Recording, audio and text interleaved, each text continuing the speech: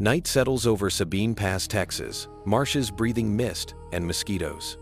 Lantern reflections shiver on black water. You know tonight's calm hides an approaching Union armada. The men in the little fort only sense something heavy, moving toward them through darkness and tide. Sabine Pass seems insignificant. Mudbanks, reeds, a crooked channel, a handful of shacks. Yet maps whisper otherwise. This narrow waterway is a keyhole to Texas. Through it, Union gunboats hope to unlock Beaumont's railroad, Houston's workshops, perhaps the entire western flank. On Union charts, the plan appears irresistible. Gunboats will smash the fort, infantry will land from transports, rails will be severed, and Texas will bow. Arrows glide confidently inland, across blue paper, indifferent to depth soundings, currents, or the caliber of unseen gunners. Now step onto one of those transports as a New England volunteer. Salt wind stings your eyes. You see only flat coastline, low grass, scattered trees. Officers promise a quick success, a clean landing. Far from Virginia's haunted, corpse-strewn fields already gripping headlines. Inside the Confederate works at Fort Griffin, the garrison looks nothing like a mighty army. Fewer than 50 men, the Davis Guards, stand beside 6 modest guns. Many were dock workers and laborers yesterday, suddenly labeled artillerists, their mismatched uniforms stiff with coastal salt. Their commander, Richard Dowling, once poured whiskey in a Houston saloon. Flame-haired, methodical. He studies tides like drink orders. Where others see monotonous swamp duty, he sees geometry. Narrow channel, shallow bars, fixed ranges. With enough rehearsal, he believes, iron can be steered like cattle. Dowling orders wooden stakes driven discreetly into the river. Each point marks a precise distance. Day after day, his men swing guns across those markers, recording elevations, timing fuses. The pass becomes not just water, but an invisible yardstick laid beneath future targets. Patrick, an Irish volunteer, feels pulled between loyalties.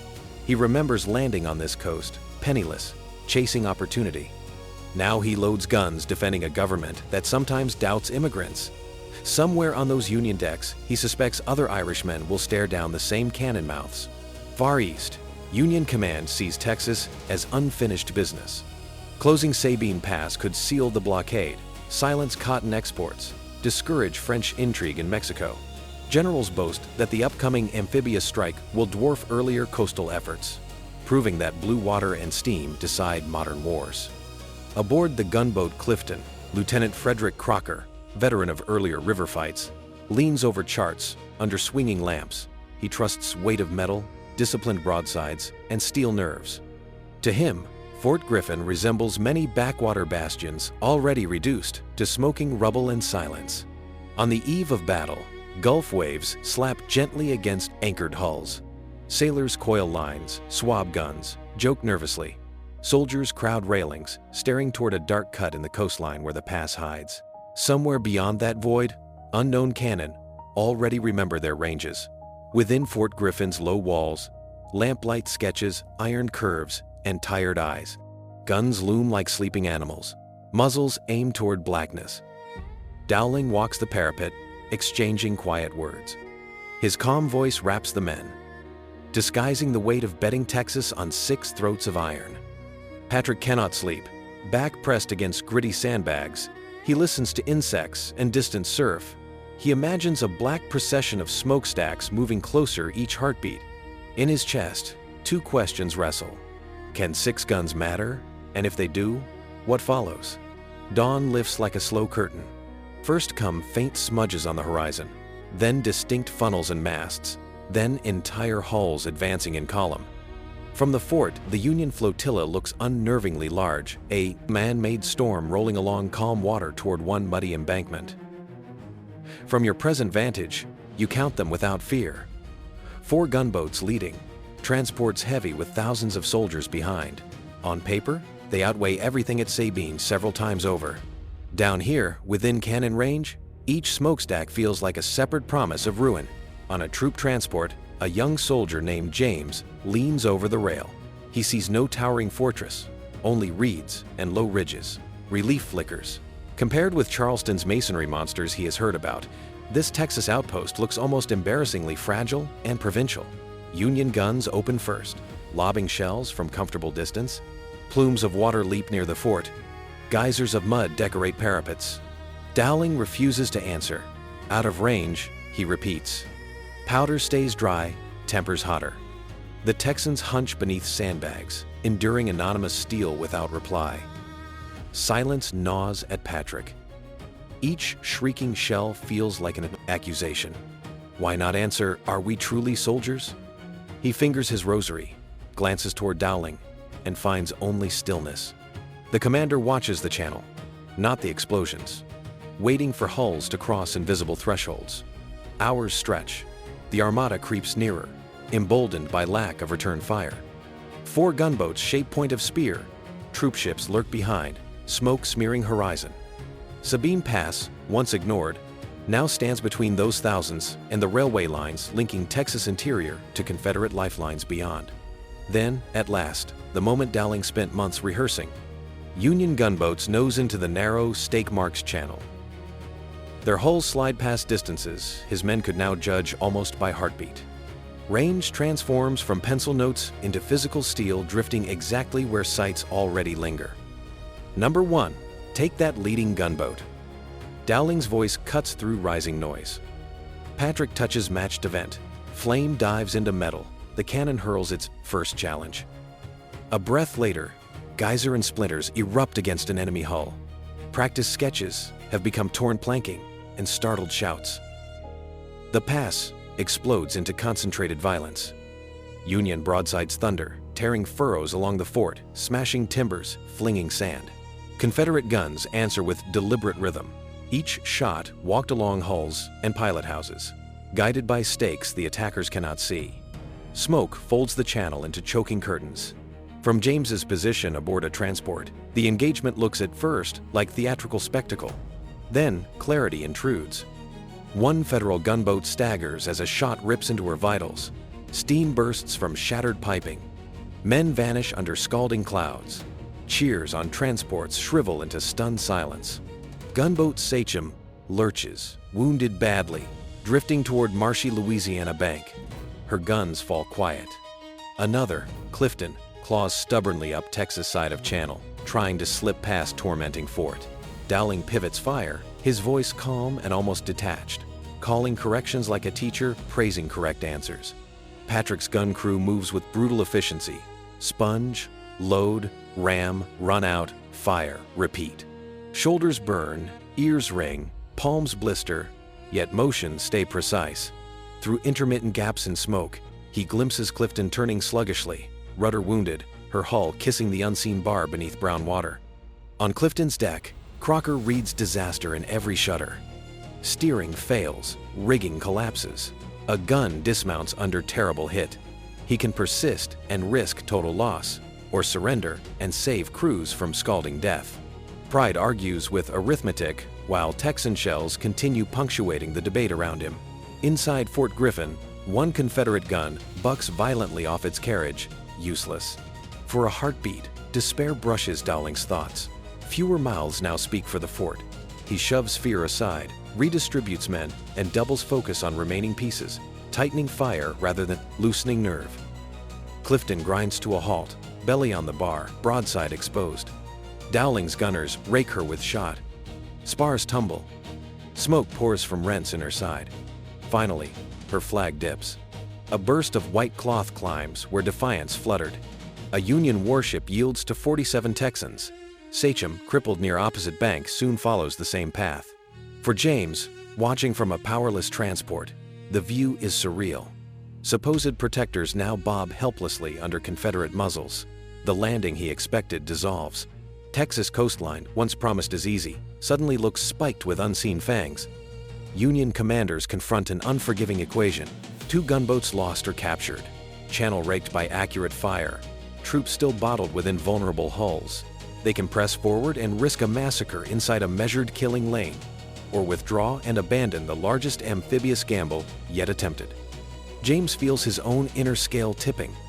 Training taught him that ships, numbers, and ordnance guarantee victory. Here, he sees practice, terrain, and nerve undo that promise in less than an hour. He grips the rail, knuckles whitening. as bows swing seaward instead of toward Texas shore. When the remaining Federal vessels reverse course, the thunder slackens. Sabine Pass, so close to transformation into Union beachhead, remains Confederate mud. Fort Griffin's men blink through clearing smoke, hardly believing that the invasion behind those masts and stacks has evaporated like morning haze on the marsh. Count the outcome with cold precision. Confederates, no casualties. Union, 2 gunboats neutralized, hundreds captured, thousands of soldiers denied a landing, a grand plan discarded. For a war defined by grinding attrition, this lopsided exchange feels almost mythic, like some leftover from an earlier century's duels. Inside the fort, disbelief breaks into ragged laughter. Men slap shoulders, collapse against sandbags, stare at surrendered vessels, anchored below. Patrick leans on his still-warm cannon, chest heaving, half expecting someone to shake him awake. Instead, he watches prisoners file past stakes they never noticed before. Those stakes, mundane bits of timber, suddenly appear almost magical. To Dowling, they are vindication. Homework defeating bravado. To captured sailors, they are ghost teeth in the river, evidence that someone ashore had measured every yard long before first funnel-pierced horizon. Union transports, still heavy with unused soldiers, lumber away from the pass. James, crowded at the rail, keeps staring backward until marsh and fort shrink into a dark thread. He does not yet know the names of Sabine's gunners, only that his certainty died facing them. News crosses Confederate telegraph lines with rare joy. Papers call it miracle, marvel, wonder of the war. 47 Texans, Irish by blood yet Southern by banner, have repelled a fleet. Cartoonists sketch tiny fortresses biting mighty ships, while editors predict that Texas shores remain untouchable. In Texas cities, celebrations unfold. Dowling and the Davis Guards receive medals, solid silver. Though Confederate coffers groan, orators compare them to heroes of San Jacinto, spinning a line from frontier revolution to coastal defiance. For a brief window, Sabine Pass eclipses distant Virginia carnage in headlines. Yet even amid praise, quieter reflections stir. Some officers ask how such a powerful flotilla sailed blindly into a pre-sighted channel. Did success elsewhere breed complacency? Did reliance on heavy guns dull respect for provincial forts manned by immigrants and clerks turn sudden artillerists? Patrick, years later, remembers snowfall of praise less vividly than captured eyes. Marching Federal prisoners under Confederate guard, he heard familiar accents. Boston, Cork, Liverpool. Their uniforms differed, their hung heads did not. Standing on opposite banks of the same muddy channel, many shared remarkably similar paths. Strategically, Sabine Pass buys time. With Texas coast still closed to occupation, cattle traffic and latent cotton routes face fewer immediate threats. Beaumont's railroad keeps funneling supplies. Houston's foundries hammer on unmolested. A point no wider than a thumbnail on a map safeguards wide interior spaces. For Union planners, the setback prompts revision.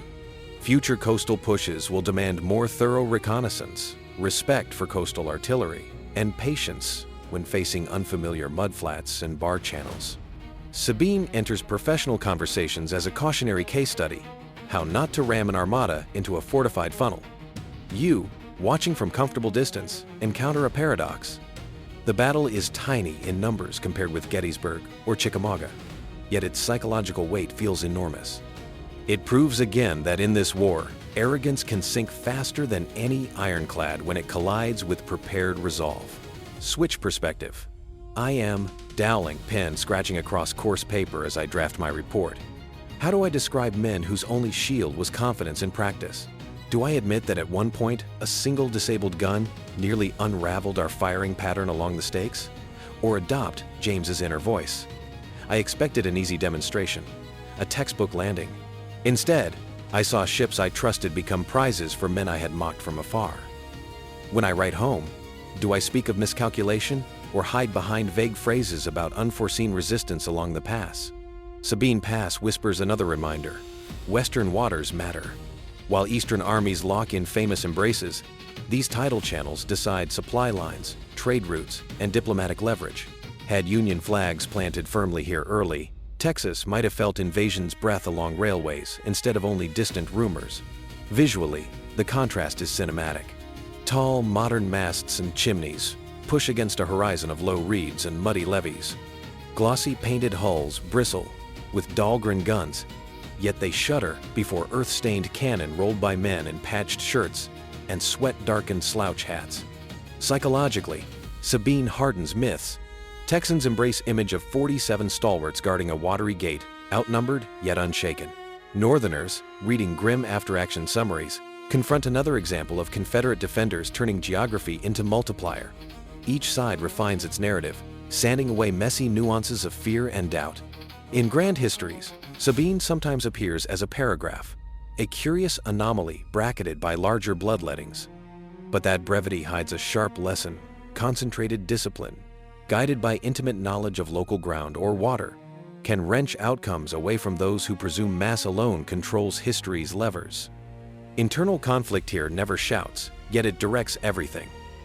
Patrick choosing between flight and stubborn duty, James balancing training against freshly shattered illusions, Dowling resisting temptation to fire too early simply for comfort. Each private decision layers into the public verdict, written in wrecked hulls. Walk the preserved battleground today. Marsh grass waves where decks once burned. A monument rises near concrete outlines of old Fort Griffin. The channel flows quietly, sunlight glittering. Without explanation, it seems just another coastal view, pleasant perhaps, but hardly the graveyard of an invasion. Stand at water's edge and imagine ghost stakes peering just beneath the surface. Picture guns aligned along this bank, their crews bare-armed, listening for shouted corrections. See gunboats sliding up the pass? Unaware they are entering a pre-measured corridor where every yard already belongs to someone else. Speculate for a moment. Had Sabine's fort fallen quickly, Federal infantry might have secured railheads within days. Houston's workshops could have felt Union shells. Louisiana and Texas might have been pried apart more decisively. Instead, one concentrated half-hour preserved distance between blue uniforms and interior towns. Southern storytellers later polished the episode into legend. 47 Texans against thousands, 6 guns against an entire fleet. Numbers swelled, timelines smoothed, but core truth remained. A small garrison, given preparation and resolve, stopped a force designed to overawe by sheer outward magnitude. Northern chroniclers often tucked Sabine into footnotes, overshadowed by multi-day slaughters elsewhere. Yet professional officers studied it carefully. In staff colleges and wardrooms, they discussed misjudged soundings, underestimated opponents, and the folly of sending heavy ships into narrow spaces controlled by well-trained shore batteries. Sabine's lesson escapes geography. It speaks wherever commanders assume opponents will obligingly follow the script. It cautions that any choke point, mountain pass, city street, cyber gateway can become Fort Griffin if one side learns every contour while the other trusts only flowcharts and reputation. Morally, the field remains tangled. Dowling's triumph serves a confederacy rooted in slavery. Federal sailors bleed while carrying a flag increasingly tied to emancipation. Still, individual courage, error, and ingenuity disregard neat moral borders, swirling together in this channel as complexly as tides and river currents. As photographs of captured Clifton and Sachem slide across the screen, their once proud lines moored humbly under Confederate guard, the irony sharpens. Engines built to enforce blockade and compel surrender briefly symbolize its limitations, standing mute where an obscure fort forced them to bow. Your hindsight tempts dismissal. After all, the Confederacy will fall. Texas will rejoin the Union. Industrial might and population will ultimately smother frontier heroics.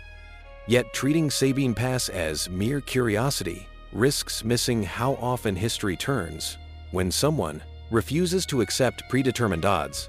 For that narrow slice of September afternoon, high strategy shrank to sweating men tugging rammers, aligning sights, and gambling that repeated drill could outmatch grand designs. Their choices redirected ships, shelved invasion orders, and ensured that a tiny scribble on coastal charts briefly commanded national attention. When you next see the name Sabine Pass on a map, avoid skimming past it. Instead, picture Dowling pacing behind his pieces, Patrick swallowing fear while touching matched event, James gripping a railing as his world tilts from certainty toward bewilderment. Picture also the stillness after firing ceased. Smoke thinning, water smoothing, gulls returning. Confederates staring at captured decks, Federals glancing uneasily toward modest guns that somehow proved decisive. Between them lies not only a channel of brown water, but a shared astonishment at what 47 men accomplished. Modern markers and manicured grass cannot fully domesticate that astonishment. Interpretive plaques compress paragraphs where lives once balanced on fuses and bearings. Yet if you listen past highway noise and tourist chatter, you may still hear faint echoes of shouted ranges and answering detonations. Sabine Pass's ending surprises because it neither saves the Confederacy nor breaks the Union. Instead, it stalls a thrust, preserves a frontier, and brands memory with an image: modest fortifications, manned by immigrants and locals, turning back the largest amphibious gamble of the entire conflict. Leaving this story, you may find yourself examining every overlooked crossroads, estuary, and frontier differently. Somewhere along such edges, a few dozen determined Texans once halted a fleet and paused an invasion. Their message to future generations is simple: never underestimate what practice and resolve can do inside a narrow pass.